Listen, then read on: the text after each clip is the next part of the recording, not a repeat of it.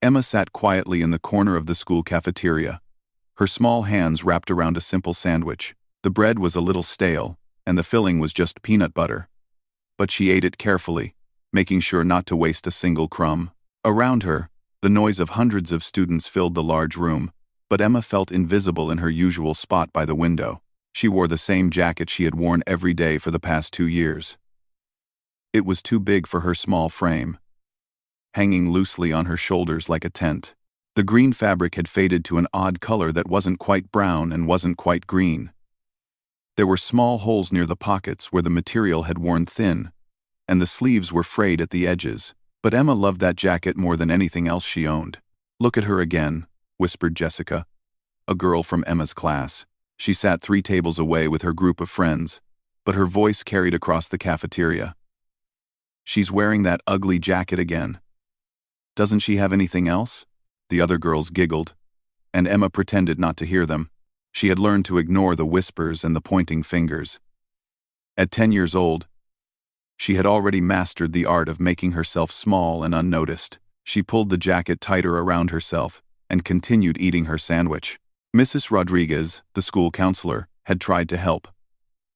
She had called Emma into her office several times and gently suggested that there were programs that could provide new clothes for students who needed them, but Emma had always shaken her head firmly. She didn't need new clothes. She had everything she needed. What Mrs. Rodriguez didn't understand, what none of them understood, was that the jacket wasn't just a piece of clothing. It was a connection to something precious, something that made Emma feel safe, even when the world around her felt cold and unfriendly. Emma lived with her grandmother in a small apartment on the edge of town. The building was old, and the walls were thin. Sometimes she could hear the neighbors arguing, and sometimes she could smell the cooking from the family downstairs. But their apartment was clean and warm, and her grandmother always made sure there was food on the table, even if it was simple. Grandma Rose had raised Emma since she was very small. Emma had vague memories of a time before. Memories of a man with kind eyes and strong hands who would lift her up and spin her around until she giggled. But those memories were fuzzy now, like looking through frosted glass. Grandma Rose had photos of him around the apartment, and sometimes Emma would catch her grandmother looking at them with sad eyes. "Tell me about him again," Emma would ask on quiet evenings when they sat together on the old couch.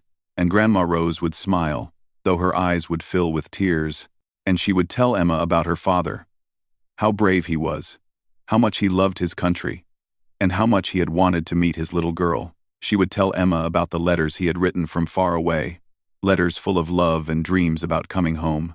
The jacket had been his.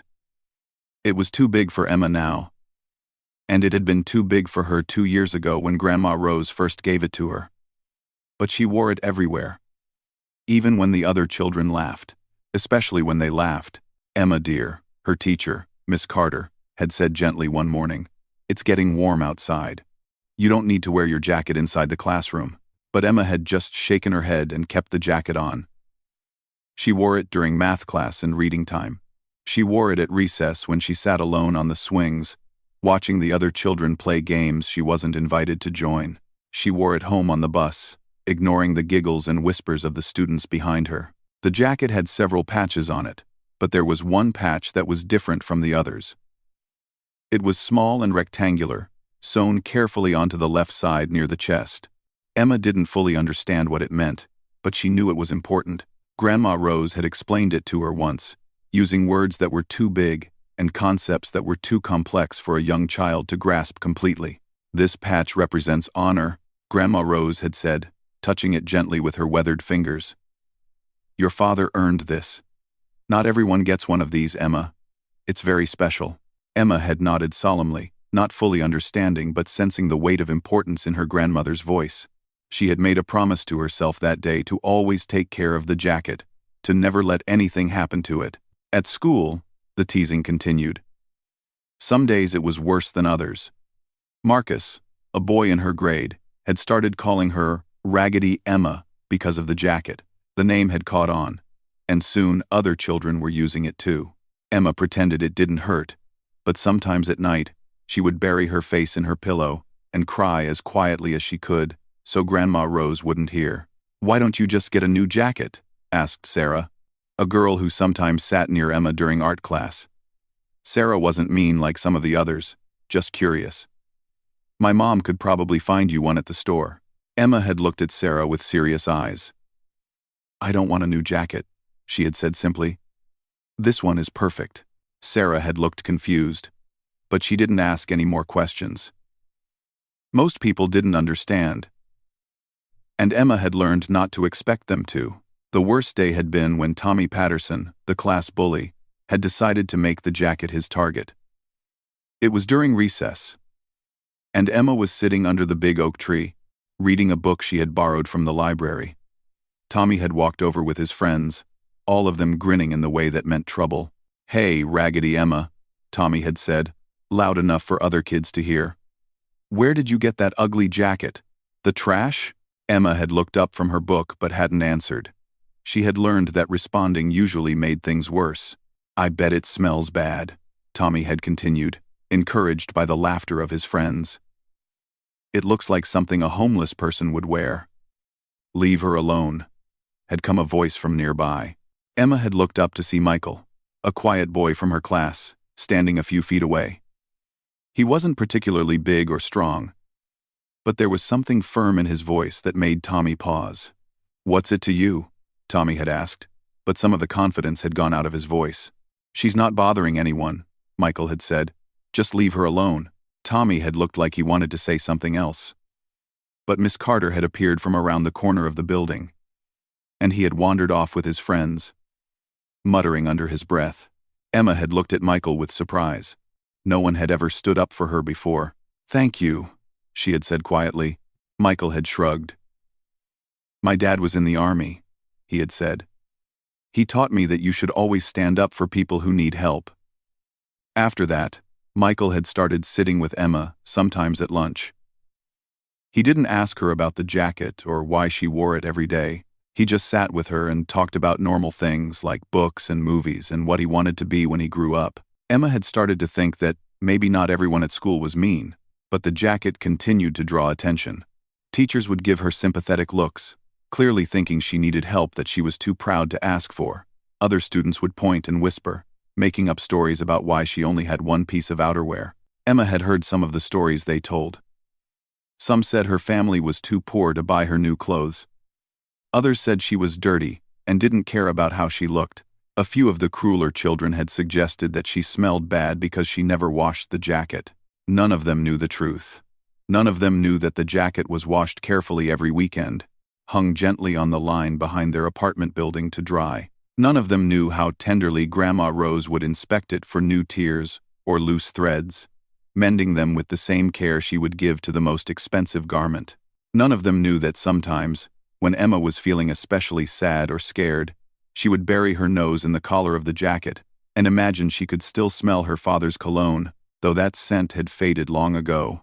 The jacket was a shield and a comfort, a connection to someone she had never really known but loved with all her heart. It was a promise and a memory, a way of keeping her father close, even though he was gone forever. As Emma sat in the cafeteria that day, finishing her simple lunch and listening to the whispers around her, she had no idea that everything was about to change. She had no idea that in just a few days, a visitor would come to their school who would see her jacket and understand immediately what it meant.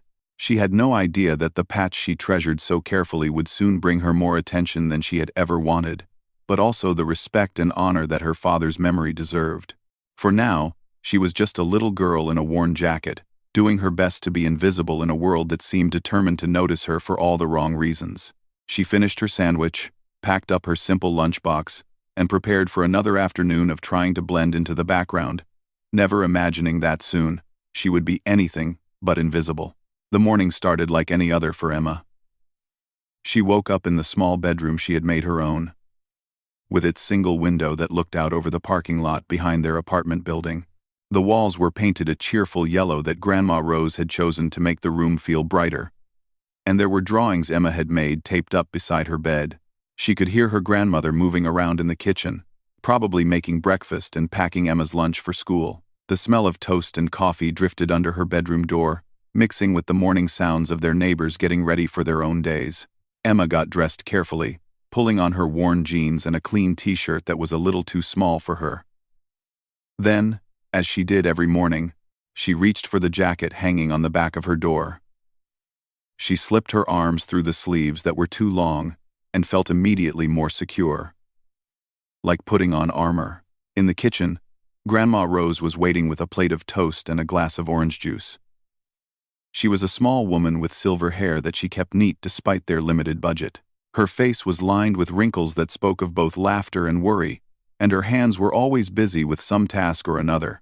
"Good morning, sweetheart," Grandma Rose said, giving Emma a kiss on the top of her head. "Did you sleep well?" Emma nodded and sat down at their small table. The apartment wasn't fancy, but it was clean and filled with love. There were plants in the windows that Grandma Rose tended carefully, and photographs covering almost every surface. Most of the photos showed Emma at various ages, but scattered among them were pictures of a young man in a military uniform. Emma's father, Sergeant David Chen, looked serious in his official photos but warm and happy in the casual ones. There was one picture Emma especially loved, taken shortly before he deployed. In it, he was holding Grandma Rose with one arm and touching her pregnant belly with his other hand, his face bright with excitement about meeting his daughter.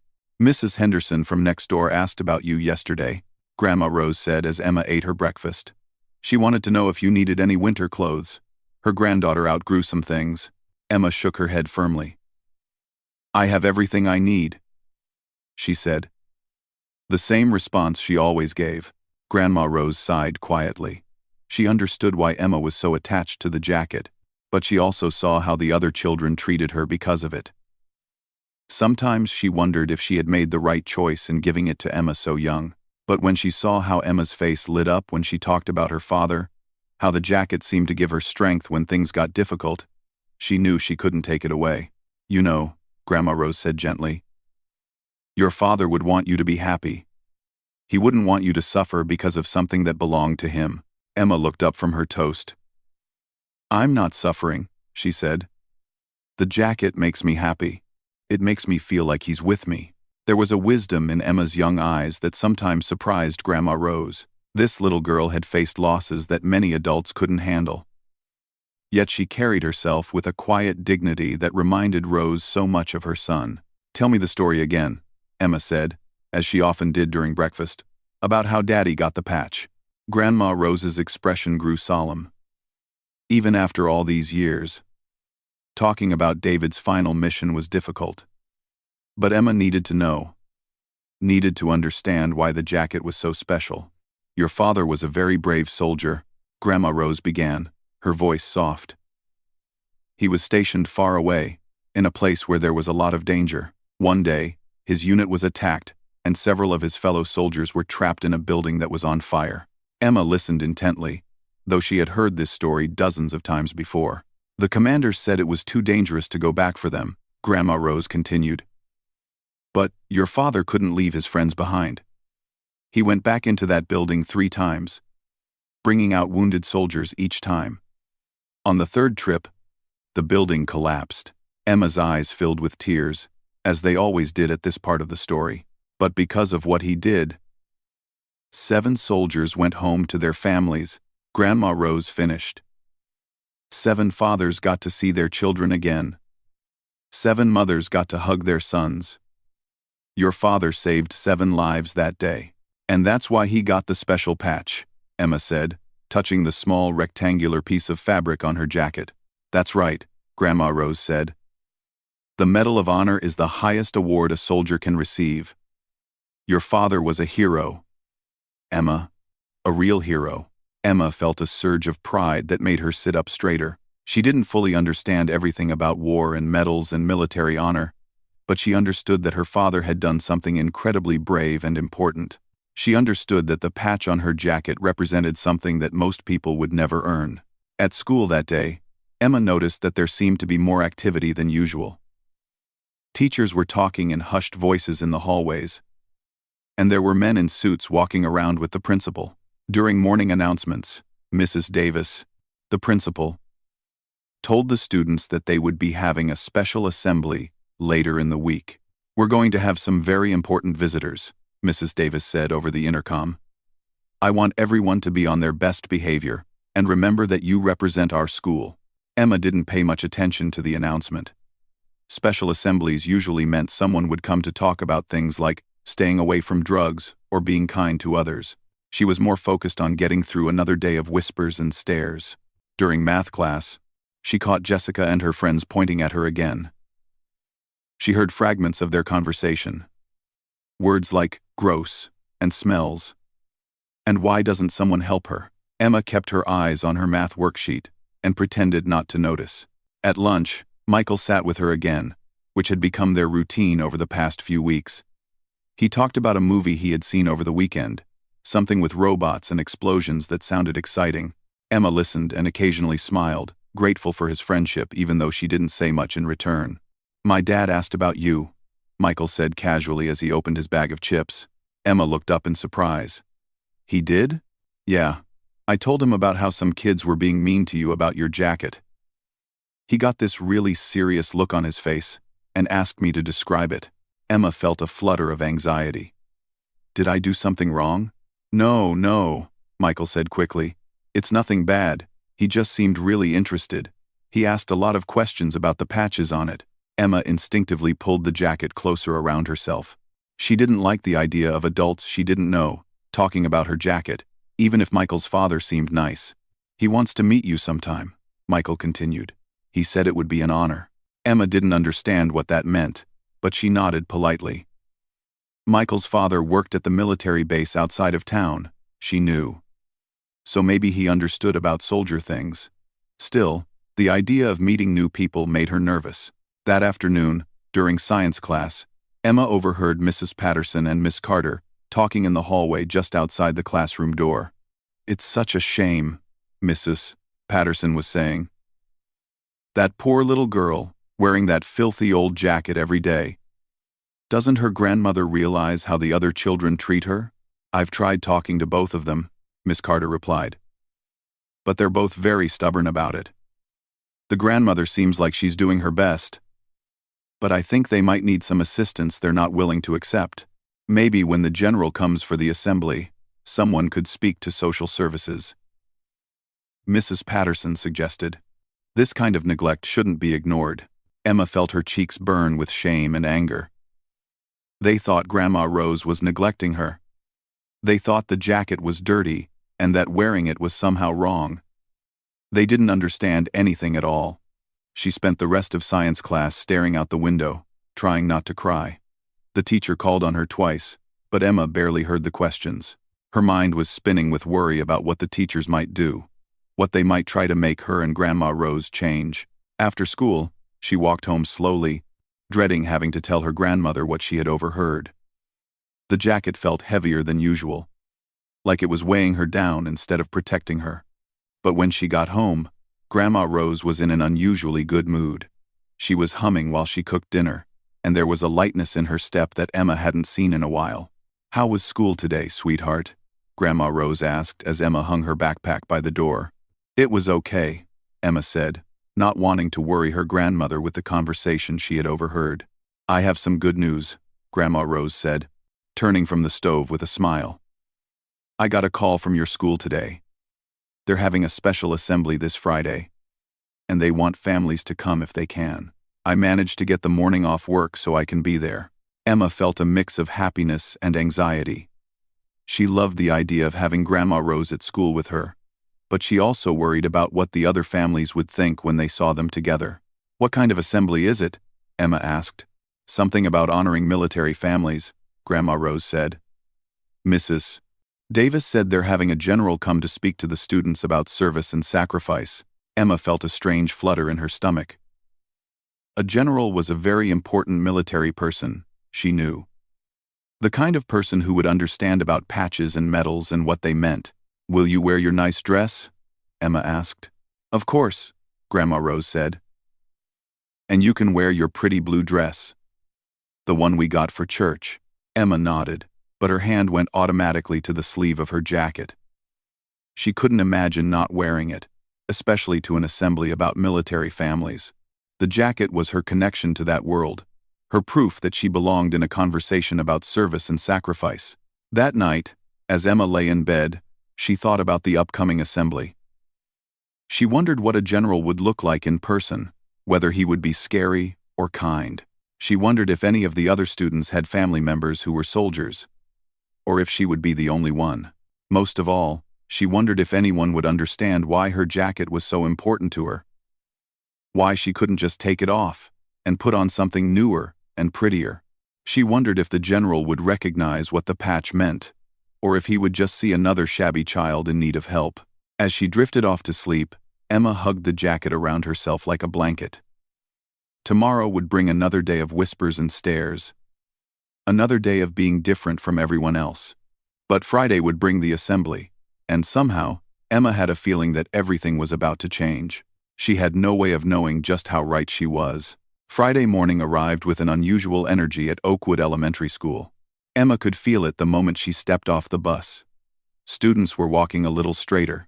Teachers were moving with more purpose, and there was an underlying current of excitement that seemed to touch everyone. Emma wore her jacket, as always, but underneath it was her best blue dress that Grandma Rose had pressed carefully the night before. Her grandmother had braided her hair with extra care, weaving in a small ribbon that matched the dress. Emma felt prettier than she had in months, even though the jacket covered most of her outfit. In her backpack was a thermos of hot cocoa that Grandma Rose had prepared as a special treat, along with her regular lunch. Today is important, her grandmother had said that morning, her voice carrying a weight that Emma didn't quite understand. Today, people will remember what service really means. The assembly was scheduled for 10 o'clock in the school gymnasium. As Emma walked through the halls, she noticed that many of the other students were dressed more formally than usual. Some of them kept glancing at her, and she heard the familiar whispers about her jacket, but somehow they seemed less harsh today. "Emma," Michael called from across the hallway. He was wearing a button-down shirt and khaki pants, looking more grown-up than usual. When he reached her, he smiled warmly. "My dad is coming today too. He's really excited about the assembly." "Is he?" Emma asked, still puzzled by Michael's father's interest in meeting her. "Yeah, he kept asking me more questions about your jacket last night. I think he knows something about it, but he won't tell me what." Before Emma could respond, the morning bell rang, and they hurried to their classroom. Miss Carter was also dressed up, wearing a navy blue dress and her nicest jewelry. She greeted the students with more enthusiasm than usual. "Good morning, everyone," Miss Carter said. "I hope you're all as excited as I am about today's assembly. We're going to learn about courage and service from a very special guest." "I mained Miss Carter. I mained Miss Carter. I mained Miss Carter. I mained Miss Carter. I mained Miss Carter. I mained Miss Carter. I hope you're all as excited as I am." Tommy Patterson raised his hand. "Who's coming? Are we going to see any real soldiers?" "Crime. You'll see," Miss Carter said with a mysterious smile. "But I want everyone to remember what we talked about yesterday. Today is about respect and honor. I expect you all to listen carefully and think about what it means to serve others." Emma spent the morning trying to concentrate on math and reading, but her mind kept wandering to the upcoming assembly. She wondered what Grandma Rose was doing at that moment, whether she was nervous or excited. She wondered if the general would be tall and stern, like the generals she had seen in movies. Most of all, she wondered if she would have the courage to sit in a room full of people who thought her jacket was ugly and embarrassing while someone talked about military service. She touched the patch on her chest, drawing strength from its presence. At 9:45, Miss Carter announced that it was time to go to the gymnasium. The students lined up in the hallway, and Emma took her usual place near the back. As they walked through the school, she could see parents and family members gathering in the main entrance, preparing to join the assembly. Her heart leaped when she spotted Grandma Rose among the adults. Her grandmother was wearing her best dress, the dark green one she usually saved for church, and she had styled her silver hair in a way that made her look elegant and dignified. When Grandma Rose saw Emma, she waved and smiled, and Emma felt a rush of love and pride. The gymnasium had been transformed for the occasion. Rows of chairs filled the floor, with a small stage set up at the front. Red, white, and blue bunting decorated the walls, and someone had hung a large American flag as a backdrop. The students filed into the front rows while the families took seats behind them. Emma sat with her class, but she kept turning around to wave at Grandma Rose, who was sitting in the third row with the other family members. She noticed that some of the parents were looking at her grandmother with curiosity, and she hoped they were thinking kind thoughts. Mrs. Davis walked onto the stage, and the room gradually fell silent. The principal looked more serious than Emma had ever seen her, and when she began to speak, her voice carried a gravity that made everyone pay attention. Today, we are honored to welcome someone very special to our school. Mrs. Davis began. General Robert Morrison has served our country for over 30 years, and he has come here today to talk to us about service, sacrifice, and the true meaning of heroism. A ripple of excitement went through the room as a tall man in a military uniform walked onto the stage. General Morrison was indeed impressive, with silver hair, kind eyes, and a chest full of ribbons and medals that caught the light as he moved. When he smiled at the students, Emma thought he looked like someone who would be firm, but fair, strong, but gentle. "Good morning, young people," General Morrison said, his voice carrying easily to every corner of the gymnasium. "I want to start by saying how proud I am to be here with all of you today. You are the future of our country, and that makes you very important indeed." Emma found herself leaning forward, captivated by the general's presence. He began talking about what it meant to serve, not just in the military but in any way that helped other people. He told stories about soldiers he had known, men and women who had shown extraordinary courage in difficult situations. "True heroism," General Morrison said, "isn't about being fearless. It's about being afraid, but doing the right thing anyway. It's about putting other people's needs before your own, even when it's dangerous or difficult." Emma thought about her father, about the story Grandma Rose had told her so many times. She thought about how scared he must have been going back into that burning building, but how he did it anyway, because his friends needed help. "I want to tell you about someone I knew," General Morrison continued. "His name was Sergeant David Chen, and he was one of the bravest men I ever had the honor of serving with." Emma's breath caught in her throat. The general was talking about her father. Her father.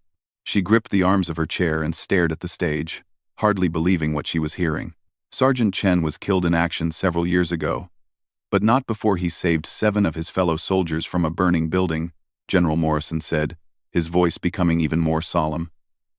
For his extraordinary heroism, he was posthumously awarded the Medal of Honor, our nation's highest military decoration. The room was completely silent. Emma felt tears starting to form in her eyes, but they were tears of pride, not sadness. Around her, she could sense that the other students were paying attention in a way they rarely did during school assemblies. What made Sergeant Chen special wasn't just his bravery in that final moment, General Morrison continued. It was the character he showed every day. His fellow soldiers remember him as someone who always looked out for others, who never complained about hardship, and who never forgot that he was fighting for something bigger than himself. Emma glanced back at Grandma Rose and saw that her grandmother was crying openly, but she was also smiling. Other family members near her were looking at her with new respect, understanding for the first time the significance of the story they were hearing. "Sergeant Chen left behind a daughter," General Morrison said, and Emma's heart began to race. "A little girl who never got to meet her father, but who carries on his legacy every day." Suddenly, Emma realized that the general was looking directly at her. His eyes had found her in the crowd of students, and he was walking down from the stage toward her row. "Emma Chen," General Morrison said gently, his voice somehow both commanding and kind. "Would you please stand up?" Emma felt frozen. Every eye in the gymnasium was on her, and she could hear whispers starting throughout the room. She looked back at Grandma Rose, who nodded encouragingly, and slowly rose from her chair. General Morrison approached her with a smile, and then he did something that made Emma gasp. He saluted her. The general, this important man with all his ribbons and medals, was saluting her. "Young lady," he said, loud enough for everyone to hear, "would you mind if I took a look at your jacket?" Emma nodded, too stunned to speak. General Morrison knelt down so he was at her eye level and examined the patch on her chest. His expression grew even more serious, and when he looked up at her, there was something like awe in his eyes. "Ladies and gentlemen," he said, standing and turning to address the entire assembly, "this young lady is wearing her father's service jacket, and this patch—" He pointed to the small rectangular piece of fabric that Emma treasured so much. "This is a Medal of Honor patch. Emma is the daughter of Sergeant David Chen, the hero I was just telling you about." The gymnasium erupted. Parents began to applaud, and the sound grew louder and louder until it filled the entire space. Emma looked around in amazement as people stood up, clapping and cheering not for the general, but for her. For her and her father and the jacket she had worn every day despite the mockery and whispers. She saw Tommy Patterson's face, his mouth hanging open in shock. She saw Jessica and her friends looking embarrassed and ashamed. She saw her teachers with expressions of understanding and regret. But most of all, she saw Grandma Rose, who was crying and laughing at the same time, her face glowing with pride. General Morrison raised his hand for quiet, and the room gradually settled down. "Emma," he said, "your father was my friend. I served with him for 2 years before his final deployment, and I can tell you that he was one of the finest soldiers I've ever known. He would be so proud of you." Emma found her voice at last. "Thank you, sir," she said quietly. "I need to tell you something," General Morrison continued. "Your father wrote letters. Lots of them. Letters about how excited he was to meet his daughter. About all the things he wanted to teach you. About how he hoped you would grow up knowing how much he loved you." He reached into his jacket pocket and pulled out an envelope. "This is the last letter he wrote. Emma. It was found with his personal effects after he died. He never got a chance to send it, but I think it's time you had it." Emma took the envelope with trembling hands. Her name was written on the front in handwriting she didn't recognize but somehow felt familiar. She looked up at General Morrison, with tears in her eyes. "He loved you very much," the general said softly. "And I want you to know that wearing his jacket, honoring his memory the way you do, makes you a hero too." The applause started again, even louder this time. Emma turned to look at Grandma Rose, who was making her way down from the family section toward the front of the gymnasium. When she reached Emma, she wrapped her granddaughter in a tight hug. "I'm so proud of you," Grandma Rose whispered. "So proud of both of you." As the assembly concluded, Emma found herself surrounded by classmates who had never spoken to her before. They all wanted to see the patch, to hear about her father, to apologize for not understanding. Michael's father introduced himself with tears in his eyes, explaining that he had recognized the significance of the jacket, but hadn't known how to approach the subject. Even Tommy Patterson came up to her, looking ashamed and sincere. "I'm really sorry, Emma," he said. "I didn't know. Your dad was a hero." Emma smiled at him. "It's okay," she said. "You didn't know." But Jessica was different. She approached Emma hesitantly, her usual confident demeanor completely gone. "Emma, Jessica started, then stopped, seeming to struggle with her words. "I said really mean things about your jacket. I made fun of you. I'm so sorry. I didn't know it belonged to your dad." Emma looked at Jessica for a long moment. Part of her was angry, remembering all the whispered comments and cruel laughter. But another part of her, the part that had learned about forgiveness from Grandma Rose and about service from her father's example, felt something else.